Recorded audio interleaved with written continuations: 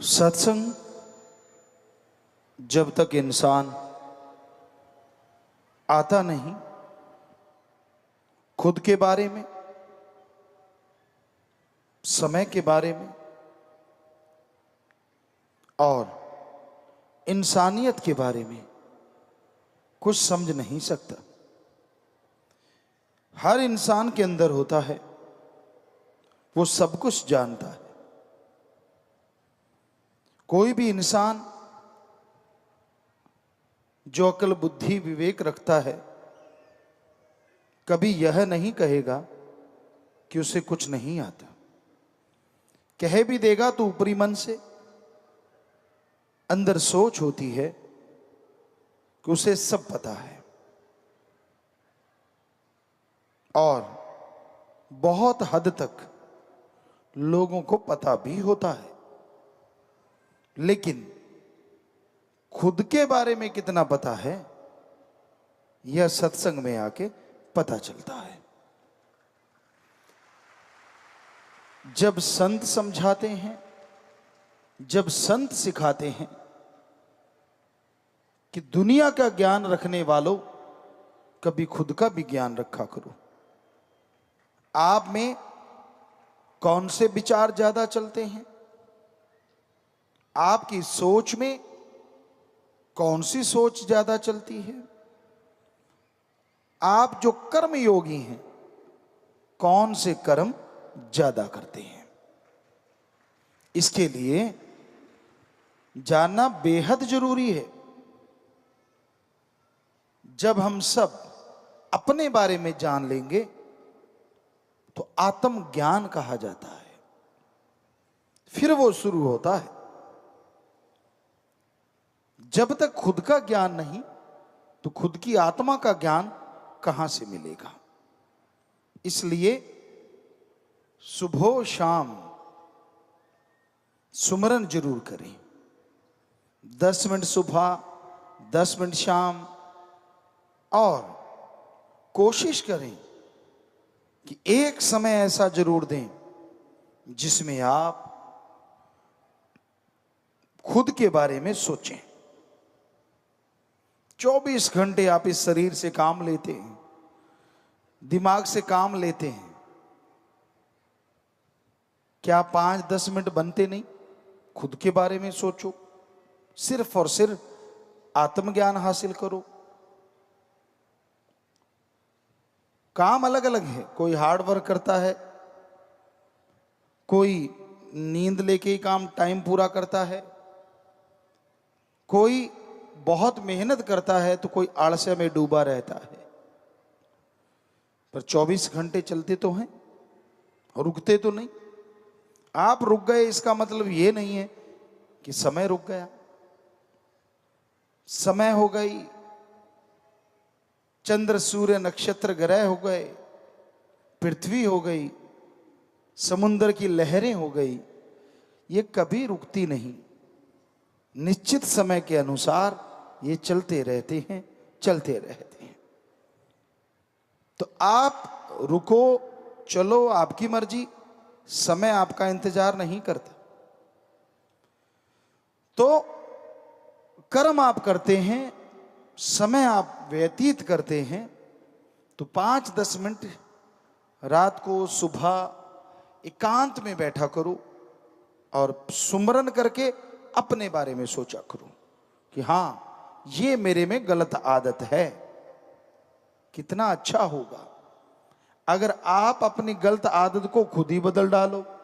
इससे पहले कि कोई आपके उंगली उठाए, कोई आपको कहे कि आप ये गलत करते हो, क्यों ना खुद का ज्ञान हासिल करके वो आदत ही निकाल डालो।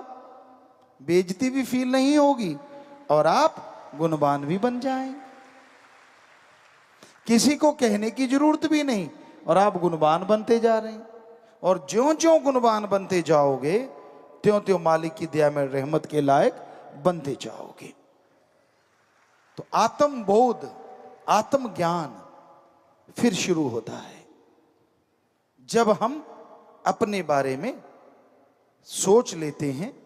और ये हो नहीं सकता सत्संगी एक राम नाम से जुड़े इंसान को खुद का ज्ञान ना हो। अगर वो गुरु पीर फकीर के वचनों को फॉलो करे, माने, तो उसे समझ आए कि हाँ, ये मेरे में कमियां हैं, ये अवगुण हैं और ये गुण हैं। और उनको निकालते निकालते आप गुणवान बनेंगे तो फिर आत्मज्ञान शुरू हो जाएगा। सुमरन के साथ आत्मा की तरक्की होनी शुरू होगी। जब उदाहरण अगर दें, जिमींदार भाई जितने बैठे हैं सब जानते हैं, जमीन को अच्छी तरह से जुताई करी हो, घास फूस कचरा साफ किया हो, और बरसात पड़ जाए या पानी अच्छे से लगा दो, तो फिर जो भी बीज डालोगे धरती का सीना फाड़ के बाहर निकल आएगा, लहलहाएगी फसल। पर अगर पहले ही बहुत ग्रास है, घास फूस है, जमीन उससे अटी पड़ी है, भरी पड़ी है, और कितनी भी बरसात पानी लगा दो, जो बीज डालोगे मरियल निकलेगा, क्योंकि घास फूस जितना भी है वो सारा जमीन की शक्ति को हासिल कर लेता है, और जो बीज होना चाहिए वो नहीं। तो उसी तरह आपके कर्मों का घास फूस, आपके जन्मों जन्मों का घास फूस, जो आपके भयानक कर्म हैं, जिसकी वजह से आपको अवगुण आ गए, गलत आदतें आ गई, जब अपने बारे में सोचोगे, वो आदतों का पता चलेगा, तो राम नाम से वो घास फूस साफ हो जाएगा। और फिर जैसे आपको बोला कि जमीन साफ सुथरा पड़ी है, जुताई करके रख रखी है, पानी देते हैं, बीज डालते हैं, तो झट से लहराती हैं फसलें, उसी तरह ऐसे शरीर में जो बिल्कुल साफ सुथरा है, राम नाम का बीज डालते ही वो फलना फूलना शुरू हो जाता है और आत्मा तरक्की करने लगती है। शुरुआत में किसी किसी को महसूस होता है कि उसके शरीर में से कुछ ऊपर की तरफ जा रहा है। जब गुरु मंत्र का जाप करते हैं, जब आत्मज्ञान की शुरुआत होती है, किसी किसी को, जिसका मतलब होता है कि आत्मा है जो पैर के अंगूठे से लेके सिर तक है, और वो सिमट रही है, ऊपर की तरफ जा रही है, और किसी को इसका बोध नहीं होता। आप सुमन कर रहे हैं, करते करते अचानक आपकी आंखों के सामने एक छोटा सा बिंदु, लाइट, रोशनी, दिया जैसे होता है मोमबत्ती की लो, ऐसी लौ नजर आती है। सीधा सा मतलब आपका ध्यान जमने लगा है, आत्मज्ञान की तरफ आपने तरक्की कर ली है, कंसंट्रेट होने लगा है। और आत्मा जैसे यहां पहुंचती है तो एक चुंबकीय खिंचाव, मीठा मीठा एहसास होता है, जिसका मतलब आत्मा शरीर से सिमट के उस द्वार में प्रवेश कर रही है जिससे आत्मज्ञान शुरू होता है। और जैसे द्वार में आत्मा प्रवेश करती है अंदर, क्या नजारा होता है। हमने शायद फेसबुक पे आपको हंसाने के लिए एक बार ये जिक्र किया था कि अगर आदमी उड़ता होता तो क्या होता, और यकीनन आदमी उड़ता है, बाहर से नहीं, अंदर से। क्या आपका दिल नहीं करता कि आप नीले गगन में उड़ते फिरो? क्या आपका दिल नहीं करता कि इन तारों के पास छू के निकल जाओ? क्या आपका दिल नहीं करता चंद्र सूर्य नक्षत्र ग्रह को पार करके आगे देखें है क्या? आसमान आखिर कहां खत्म होता है? कहां? चंद्रमा से आगे, सूरज से आगे, कहां? इच्छा तो होती है पर कर नहीं पाते आप सोचते हो कौन रॉकेट बनाए, पता नहीं कोई दुनिया में एक आध बनाता। अरे आप खुद स्वयं रॉकेट हैं। आपकी आत्मा की जितनी स्पीड है, प्रकाश तो उसके नजदीक भी नहीं है, इतनी स्पीड है आपकी आत्मा की, इतनी गति है आपकी आत्मा की। पलक झपकते ही वो खंड ब्रह्मांड पार कर जाती है, इतनी स्पीड है। पर उस आत्मा को ईंधन तो देना होगा। सारा दिन मन की खुराक, सारा दिन शरीर की खुराक, तो आत्मा की खुराक राम का नाम है। जैसे ही आत्मा इस प्रवेश द्वार में 10वें द्वार में प्रवेश करती है तो फिर आत्मज्ञान होता है, खुद को फील होता है कि मैं उड़ रहा हूं। फिल्म में भी आपने सुना मैं तो उड़ूंगा, वैसे तो वो हंसने का है, लेकिन हकीकत में भी आप उड़ सकते हैं। वो क्योंकि फकीर ऐसे वैसे तो करता नहीं कुछ, आप उड़ सकते हैं रियल में। और उड़े भी ऐसे, ना रॉकेट उड़े, ना जहाज उड़े, ना कुछ और उड़े, लेकिन अंदर ही अंदर उड़े, बाहर नहीं। बाहर की तो एक कल्पना है, आपके पंख होते या ये होता या वो होता, तो वो तो एक कल्पना बना के बातें कर सकते हैं। लेकिन वास्तविकता यही है, आपके पंख भी हैं, सब कुछ है, स्पीड भी आपकी बेहद ज्यादा है, लेकिन आप गाड़ी का इंजन ही बंद किए बैठे हैं। अब गाड़ी चाहे 1000 किलोमीटर प्रति मिनट भागती हो या 1 घंटे में 1000 किलोमीटर दौड़ती हो, अगर इंजन ही बंद है तो क्या करेगा? इंजन तो स्टार्ट करना पड़ता है ना, उसमें ऑयल डालने पड़ते हैं, आप प्लग वगैरह सब चेक करते हैं, बैटरी का करंट देना है, सब कुछ। तो वैसे ही आपकी आत्मा का इंजन बंद हुआ पड़ा है, आपने उसको स्टार्ट कभी किया ही नहीं। तो ध्यान में बैठिए, इस द्वार में प्रवेश कीजिए, 10वें द्वार में, और जैसे ही ये इंजन स्टार्ट होगा, बस एक बार स्टार्ट करने की देर है, फिर तो ये ऑटोमेटिकली स्टार्ट होता है। आप ऑटोमेटिकली गाड़ियां देखते हैं, गियर नहीं लगाना पड़ता, एक बार गियर लगा के छोड़ दो, चलती रहती है। इसके एक बार ही गियर लगाना मुश्किल है, बाद में गियर लगाना ही नहीं पड़ता, ना ईंधन डालना पड़ता, कुछ नहीं। एक बार ईंधन डाल के यहां तक लेके आओ, और ईंधन है राम का नाम। राम का नाम जपते रहो, आत्मा बलवान होती जाएगी। और एक बार यहां प्रवेश कर गई, उसके बाद आपको कुछ गुनगुनाना नहीं, कुछ भी नहीं करना, अपने आप आत्मा स्पीड पकड़ती है। और आत्मज्ञान आपको पता चलता कि मैं कितना शक्तिशाली हूं जब सूरज के पास से, सूरज नहीं, सूरजों के पास से, चंद्रमाओं के पास से आप निकलते हैं। क्या नजारा होता है, कितनी खुशी आती है अंतःकरण में। और फिर आत्मा से परमात्मा का ज्ञान शुरू होता है। आत्मज्ञान हो गया, फिर भगवान का ज्ञान शुरू होता है। फिर कहती है आत्मा, ओ इतने बड़े समुद्र का मैं एक कतरा हूं। पहले तो ये लगता है कि मैं बड़ी पावरफुल हूं, लेकिन जैसे सुई की नोक की तरफ बंद होता है ये खंडों ब्रह्मंडों को, वो उस रास्ते से आगे निकलती है, पार ब्रह्म होती है, तब पता चलता है हो मैं तो एक कण हूं, मालिक तो बड़े विशालकाय हैं। क्या नजारे हैं वहां, क्या खुशियां हैं वहां। लेकिन बताने से आपको लगता है पता नहीं झूठ है, लेकिन महसूस करोगे तो पता चलेगा सच है। पर आप टेंशन लेके वहां नहीं जा सकते। आप सुमन करने बैठो, भक्ति करने बैठो, मेरे को वो नजारा क्यों नहीं मिल रहा, उम्र पता नहीं कितनी बाकी है, पता नहीं कब पटाखा बोल जाए। तो ये तो आपकी कमी है ना। बचपन से बुढ़ापे तक कितनी भक्ति की और कितना समय बाकी कामों में लगाया, कैलकुलेट कर लो, फिर भगवान को उलांबा दे देना।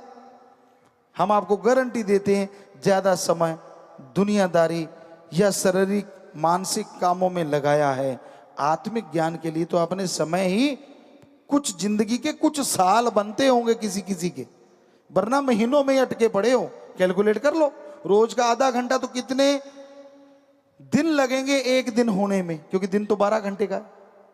सोच के देखो आप 24 दिन में आप कितना कर पाओगे।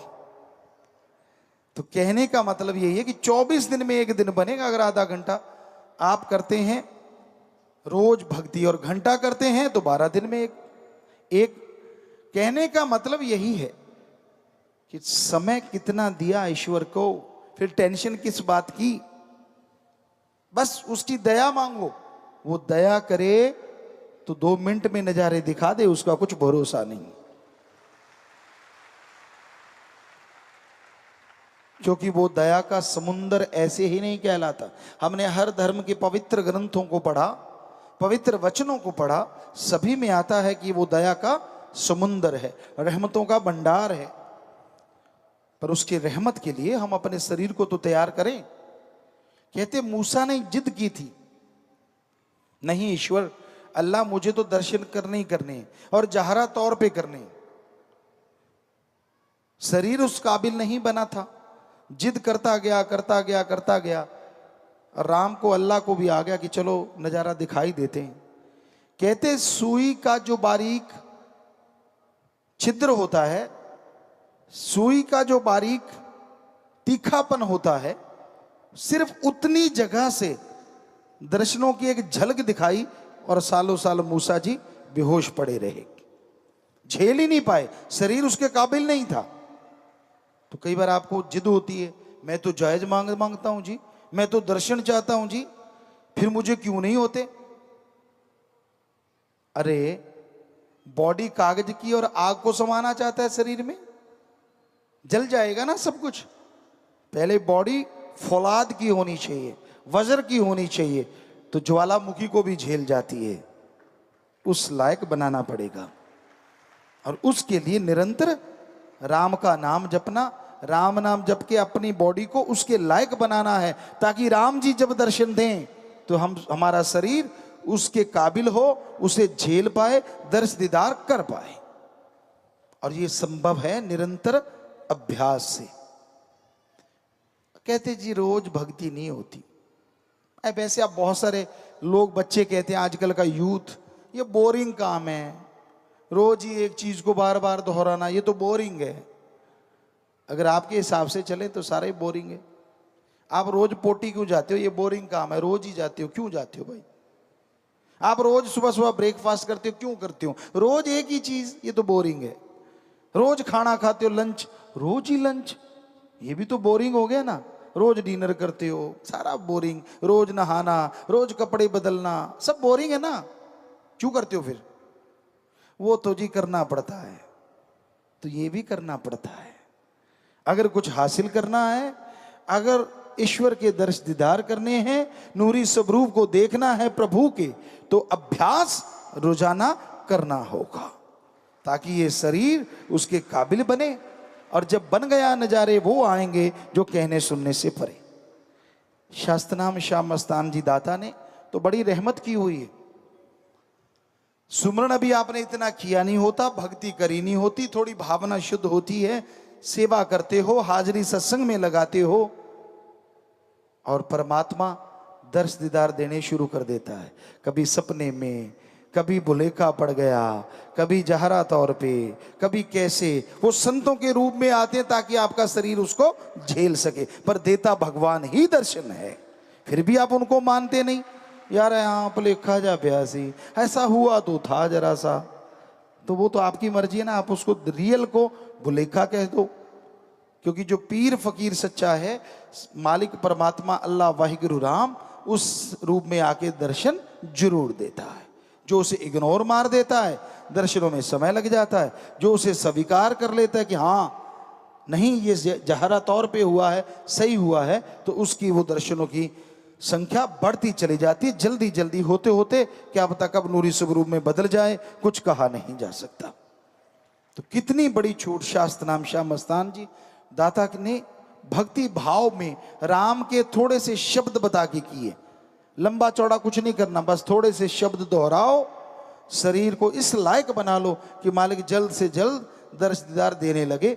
तो आप अमल कीजिए, भरोसा कीजिए, तो मालिक की दया में रहमत तो बरस रही है। बस देखने की आंखें बना लीजिए, एहसास कीजिए, महसूस कीजिए, और अपनी जिंदगी को संत पीर फकीरों के वचनों के अनुसार बनाते चले जाइए। अंदर बाहर मालिक के रहमो करम की खुशियों को महसूस करोगे, परिवार में खुशियां आएंगी, और जो नज़ारे, जो नशा, जो आनंद मिलेगा वो आप जाने या भगवान जाने।